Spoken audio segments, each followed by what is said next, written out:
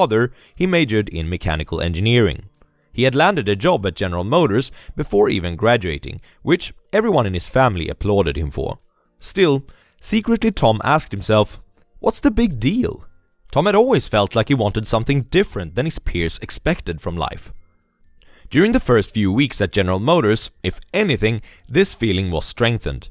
Tom met up with his supervisor, James, who had been with the company long enough to earn himself a golden watch. James seemed proud of his watch, but Tom couldn't help but think, wow, he's still in the same place, doing the same thing as he was when he was my age. It seemed James spent his days doing what he had to do, not what he wanted to do. Tom recognized this, because during lunch, all James was talking about was wild boar hunting, not improvements of the assembly line at General Motors. Tom had seen a similar pattern in his father, who loved going on hikes, yet could only do so once every month due to his busy working schedule. Ironically, making money seemed like it was costing them too much. This video will show you 3 stages that Tom went through to reach financial independence. You will see that different things are important at different stages, but please note one thing right from the get-go. If Tom hadn't been investing, had he tried to reach his magic number of $1 million by only relying on his engineering paycheck, he would have shared this tale at the age of 57 instead of 43. By investing, Tom earned 14 years of the most significant currency in life: time. You will learn what Tom focused on as a stock market investor, what he focused on outside the world of investing, and, perhaps most importantly, what he didn't do. This is The Swedish Investor, bringing you the best tips and tools for reaching financial freedom through stock market investing.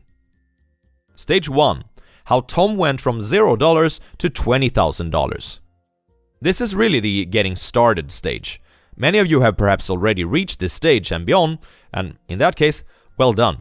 Sit tight though, we will soon be at your current stage. During a day at the library, Tom had been asked to pick up 1984 for his mother, who was stuck in quarantine. He stumbled over a copy of The Richest Man in Babylon.